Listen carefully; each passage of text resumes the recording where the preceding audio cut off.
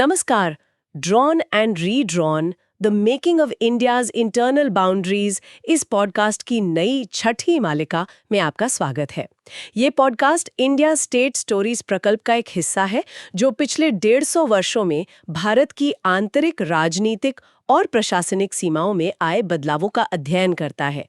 ये प्रकल्प पुणे स्थित फ्लेम विश्वविद्यालय के centre for legislative education and research के सहयोग से संचालित किया जाता है।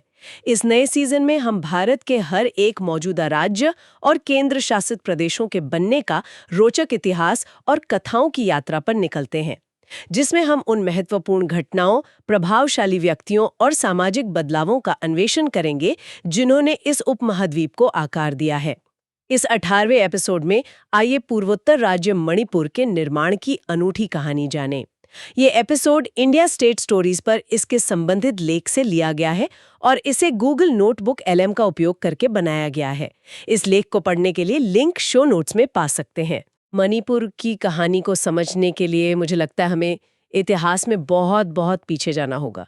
हमारे स्रोत बताते हैं कि इसका एक राजनीतिक इतिहास है जो 33 ईस्वी तक जाता है, राजा पखंगबा के समय तक। हाँ बिल्कुल, और ये कोई लोक कथा नहीं है। नहीं। इसका जिक्र शाही दस्तावेज चेत हारोल कुंबाबा में मिलता है। अच्छा। तो मतलब हम लगभग 2000 साल पुराने एक संगठित राज्य की बात कर रहे हैं, जो अपने आप में कमाल है। हाँ, और जो बात इसे और भी दिलचस्प बनाती है वो ये है कि ये शुरुआत से ही कोई एक विशाल साम्राज्य नहीं था। अच्छा। शुरू में ये कई छोटी छोटी रियासतों का एक समूह था और फिर धीरे धीरे मतलब सदियों के दौरान इन रियासतों का एकीकरण हुआ। तो ये सिर्फ एक राजनीतिक प्रक्रिया नहीं थी? नहीं, ये एक सामाजिक बुनावट भी थी। अलग अलग जनजातियों को एक साथ लाया गया और एक सामंती राज्य का ढांचा तैयार हुआ। इसी धीमी प्रक्रिया ने उस मणिपुर की नींव रखी जिसे हम बाद में जानते हैं। लेकिन इतनी लंबी यात्रा हमेशा सीधी तो नहीं हो सकती है ना। मणिपुर की भौगोलिक स्थिति ऐसी थी कि पड़ोसियों की नजर उस पर हमेशा रहती थी, खासकर बर्मा के राजाओं की। हाँ। हमारे स्रोत बताते हैं कि उनकी मणिपुर पर कब्जा करने की एक पुरानी महत्वाकांक्षा थी और 1819 में ये महत्वाकांक्षा एक भयानक हकीकत में बदल गई, जिसे 7 साल की तबाही कहते हैं। सही कहा। 1819 में बर्मी सेना ने हमला कर दिया। इस दौर को मणिपुरी इतिहास में चही तारेत खुंतपका के नाम से जाना जाता है और ये सिर्फ एक सैन्य कब्जा नहीं था, ये एक सांस्कृतिक और जनसांख्यिकीय तबाही थी। बड़ी संख्या में मणिपुरी लोगों को गुलाम बनाकर जबरन बर्मा ले जाया गया। और यहीं पर मुझे लगता है कहानी में एक नया और बहुत बड़ा खिलाड़ी आता है, ब्रिटिश ईस्ट इंडिया कंपनी। हाँ, क्योंकि बर्मा का बढ़ता हुआ प्रभाव उनके अपने इलाकों खासकर असम और बंगाल के लिए सीधा खतरा बन रहा था। तो क्या ये कहना सही होगा कि अंग्रेजों का हस्तक्षेप मणिपुर की मदद करने से ज्यादा अपनी सुरक्षा के लिए था? ये एक बहुत जरूरी नुक्ता है। अंग्रेजों के लिए ये एक रणनीतिक चाल थी। 1824 में उन्होंने बर्मा के खिलाफ युद्ध छेड़ दिया। अच्छा। उन्होंने देखा कि मणिपुर में एक निर्वासित राजकुमार हैं, गंभीर सिंह, जो अपना राज्य वापस चाहते हैं। अंग्रेजों ने इसे एक मौके की तरह इस्तेमाल किया। मतलब दुश्मन का दुश्मन दोस्त। बिल्कुल। उन्होंने गंभीर सिंह को सैन्य और वित्तीय दोनों तरह की मदद दी। मकसद साफ था, बर्मा को मणिपुर में उलझाकर अपने क्षेत्र सुरक्षित करना। और ये रणनीति पूरी तरह कामयाब रही? हाँ, गंभीर सिंह ने ब्रिटिश समर्थन से बर्मी सेना को खदेड़ दिया और अपने राज्य पर फिर से कब्जा कर लिया। और फिर हुई यांडाबू की संधि 24 फरवरी 1826 को। इस संधि ने पूरे पूर्वोत्तर का नक्शा ही बदल दिया। बर्मा के राजा को मणिपुर समेत पूर्वोत्तर के बड़े हिस्से अंग्रेजों को सौंपने पड़े। तो गंभीर सिंह को उनका राज्य तो वापस मिल गया, लेकिन अब वो बर्मी खतरे से निकलकर ब्रिटिश प्रभाव क्षेत्र में आ चुके थे। और ये एक बहुत ही महीन संतुलन था। संधि के बाद मणिपुर ने कई दशकों तक अपनी आंतरिक संप्रभुता बनाए रखी। अंग्रेजों ने इससे सीधे अपने साम्राज्य में क्यों नहीं मिलाया? क्योंकि उनके लिए मणिपुर का एक आजाद राज्य के तौर पर रहना ज्यादा फायदेमंद था। वे इसे बर्मा और अपने भारतीय क्षेत्रों के बीच एक बफर जोन की तरह देखते थे, एक मध्यवर्ती राज्य जो दो बड़ी ताकतों के बीच सीधे टकराव को रोकता है। एग्जैक्टली। लेकिन इस तरह का हैंड्स ऑफ रवैया ज्यादा दिन तक नहीं चलता है ना। आखिर इस नाजुक संतुलन को किस चीज ने बिगाड़ा? इसे बिगाड़ा मणिपुर के अपने आंतरिक मामलों ने। अच्छा, महल की साजिशें। कुछ वैसे ही। 1890-91 के आसपास शाही परिवार में ही सत्ता के लिए संघर्ष तेज हो गया और इसी गुटबाजी ने अंग्रेजों को सीधे दखल देने का वो मौका दे दिया जिसकी शायद उन्हें तलाश थी। और उन्होंने क्या किया? भारत की ब्रिटिश सरकार ने आदेश जारी किया कि सेनापति टिकेंद्रजीत सिंह को उनके पद से हटा दिया जाए और कुलचंद्र ध्वज सिंह को महाराजा माना जाए। तो ब्रिटिश सरकार अब सीधे सीधे मणिपुर के राजा को बदलने का आदेश दे रही थी। ये तो एक बहुत बड़ी एस्केलेशन लगती है। बिल्कुल। और इस आदेश को लागू करवाने के लिए उन्होंने असम के मुख्य आयुक्त मिस्टर प्रिंटन को मणिपुर भेजा। क्या उन्हें अंदाजा था कि वहाँ हालात कितने तनावपूर्ण हैं? शायद उन्होंने स्थिति को कम आंका। क्विंटन का आना किसी बातचीत के लिए नहीं, बल्कि एक हुक्म सुनाने के लिए देखा गया। इसे मणिपुर की संप्रभुता पर सीधा हमला माना गया। और नतीजा? नतीजा ये हुआ कि ये मिशन एक त्रासदी में बदल गया। मिस्टर क्विंटन और उनके कुछ साथियों की हत्या कर दी गई। ओहो। ये घटना वो चिंगारी थी जिसने पूरे जंगल में आग लगा दी। अंग्रेजों के लिए ये उनकी सत्ता को सीधी चुनौती थी। और इसका नतीजा हुआ 1891 का प्रसिद्ध एंग्लो मणिपुर युद्ध। हाँ, और जाहिर है युद्ध का परिणाम अंग्रेजों के पक्ष में ही रहा। उन्होंने मणिपुर पर पूरी तरह से जीत हासिल कर ली। लेकिन यहाँ भी उन्होंने एक दिलचस्प फैसला लिया है ना? उन्होंने मणिपुर को सीधे ब्रिटिश भारत में नहीं मिलाया। नहीं, उन्होंने उसे एक रियासत बना दिया, जिसे 11 तोपों की सलामी का दर्जा दिया गया। लगाम ब्रिटिश ताज के हाथों में होगी। राजा एक प्रतीक बन के रह गए और सारी महत्वपूर्ण शक्तियां ब्रिटिश पॉलिटिकल एजेंट के पास चली गईं। तो नाम मात्र की स्वतंत्रता भी खत्म हो गई। बिल्कुल। अब नियंत्रण पूरा था। और फिर घड़ी का कांटा तेजी से आगे बढ़ता है और हम 1947 में भारत की आजादी के मुहाने पर पहुंचते हैं। उस समय मणिपुर की क्या स्थिति थी? उस समय महाराजा बोधचंद्र सिंह का शासन था, लेकिन जमीन पर सामाजिक और राजनीतिक समीकरण बहुत ज्यादा जटिल थे। कैसे? यहाँ की जनसांख्यिकी को समझना बहुत जरूरी है। इम्फाल घाटी में मुख्य रूप से हिंदू मैतेई समुदाय के लोग थे, जो राजनीतिक रूप से भी ज्यादा प्रभावशाली थे। और पहाड़ों में? वहीं आसपास के पहाड़ियों में ईसाई, कुकी और नागा जनजातियों का निवास था। तो हमारे पास घाटी और पहाड़ों के बीच एक स्पष्ट विभाजन था। और इन सभी समुदायों की अपनी अपनी राजनीतिक आकांक्षाएं थीं, जो अक्सर एक दूसरे से टकराती थीं। बहुत ज्यादा। मुझे ये बात बहुत चौंकाने वाली लगी कि उस एक मोड़ पर कितनी अलग अलग मांगें उठ रही थीं। ऐसा लगता है जैसे राजनीतिक इच्छा शक्ति पूरी तरह से बटी हुई थी। ये एक बेहतरीन सवाल है। उस समय कोई एक साझा आवाज नहीं थी। मैतेई समुदाय के भीतर एक प्रभावशाली गुट भारत से पूरी आजादी चाहता था। और दूसरे समुदाय? दूसरी तरफ कुकी लोग अपने लिए एक अलग राज्य की मांग कर रहे थे, और नागा समुदाय ग्रेटर नागालैंड या नागालीम की अवधारणा के तहत अपने इलाकों का विलय चाहता था। मतलब आज के मणिपुर में जो जातीय संघर्ष की परतें हैं, उनके बीज भारत की आजादी के समय ही मौजूद थे। बिल्कुल।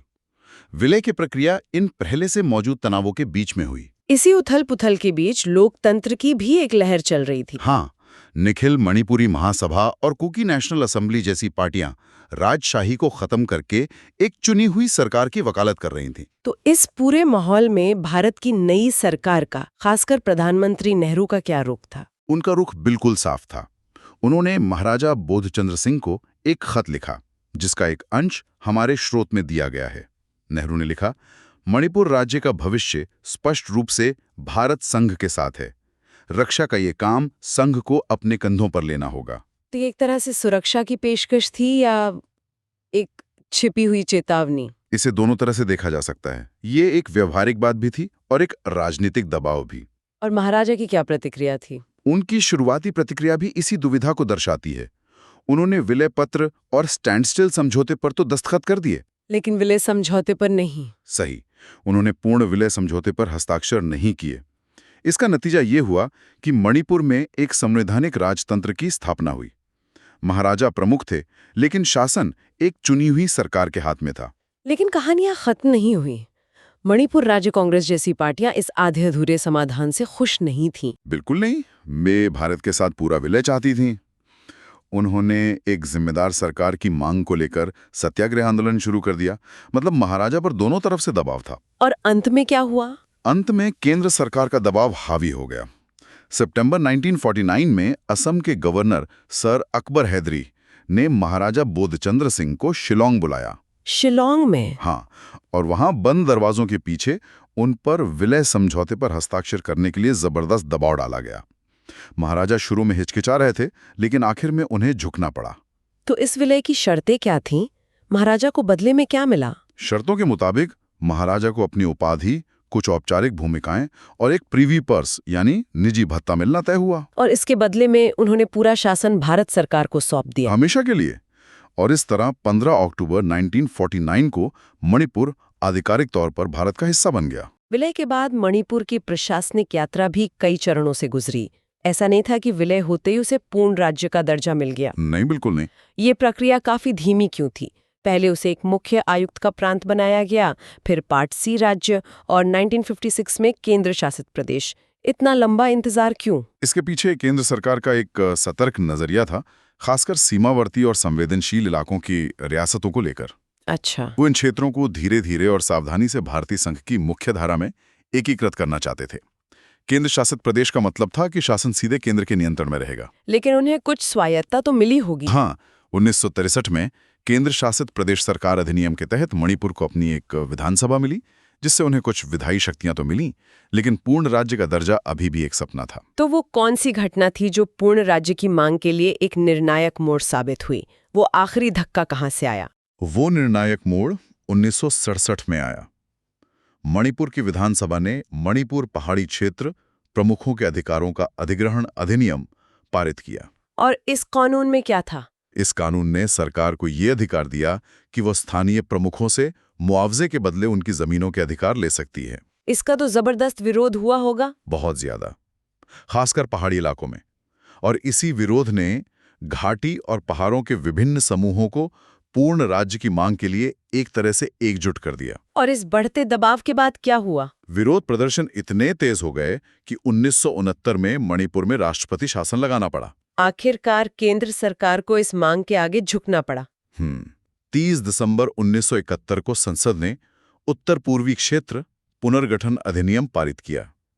इस एक कानून ने पूरे पूर्वोत्तर का राजनीतिक नक्शा हमेशा के लिए बदल दिया। और फिर वो ऐतिहासिक तारीख आई 21 जनवरी 1972, जब मणिपुर को मेघालय और त्रिपुरा के साथ पूर्ण राज्य का दर्जा दे दिया गया। हाँ, एक लंबा संघर्ष आखिरकार अपने मंजिल तक पहुंचा। राज्य बनने के बाद भी प्रशासनिक विकास जारी रहा। 1972 में 5 जिले थे और आज 16 हैं। हाँ, और एक दिलचस्प बात यह भी है कि 1983 में मूल 5 जिलों में से 4 के नाम बदले गए। जैसे मणिपुर उत्तर का नाम सेनापति, मणिपुर दक्षिण का चुराचांदपुर और इसी तरह। ये सिर्फ नाम बदलना नहीं था, है ना? इसके पीछे एक गहरा अर्थ छिपा था। बिल्कुल, ये सिर्फ प्रशासनिक बदलाव नहीं था, बल्कि स्थानीय और जनजातीय पहचान को मान्यता देने का एक प्रतीक था। और ये हमें वापस कहानी के उसी मूल बिंदु पर ले आता है कि मणिपुर का पूरा इतिहास 3 प्रमुख जातीय समूहों के बीच के जटिल संबंधों से बुना हुआ है। हाँ, घाटी में रहने वाले मेतेई और पहाड़ियों में रहने वाले नागा और कुकी चिन समुदाय जमीन, संसाधन और राजनीतिक पहचान के लिए इन समूहों के बीच की प्रतिस्पर्धा हमेशा से इस राज्य की राजनीति का केंद्र रही है। और इसी ऐतिहासिक प्रतिस्पर्धा का एक दुखद उदाहरण हमें हाल ही में 2023 में देखने को मिला, जब मैतेई और कुकी समुदायों के बीच एक बड़ा संघर्ष छिड़ गया। हाँ, जिसकी तात्कालिक वजह मैतेई समुदाय को अनुसूचित जनजाति का दर्जा देने से जुड़े एक अदालती आदेश को माना जाता है। ये संघर्ष दिखाता है कि इतिहास की परतें वर्तमान को किस तरह से प्रभावित करती हैं। तो कुल मिलाकर मणिपुर की कहानी एक प्राचीन साम्राज्य से शुरू होती है, जो बर्मी आक्रमण और फिर ब्रिटिश प्रभाव से गुजरता है, भारत के साथ एक बेहद जटिल और तनावपूर्ण विलय प्रक्रिया से होकर गुजरता है और आखिर में अपनी विविध पहचानों के साथ जूझते हुए एक पूर्ण राज्य बनता है। ये वाकई एक असाधारण यात्रा है। निश्चित रूप से। और अंत में श्रोताओं के लिए एक सवाल छोड़ना चाहूंगा। मणिपुर का इतिहास हमें दिखाता है कि एक राज्य की सीमाएं सिर्फ नक्शे पर खींची गई लकीरें नहीं होती। वे असल में अलग-अलग जातीय समूहों की आकांक्षाओं, उनकी पहचान और उनके अधिकारों के बीच लगातार चलने वाली एक बातचीत का नतीजा होती हैं। तो ये सवाल उठता है कि भविष्य में किसी भी बहुजातीय समाज में राजनीतिक स्वायत्तता और जातीय पहचान के बीच एक स्थायी और न्यायपूर्ण संतुलन कैसे स्थापित किया जा सकता है।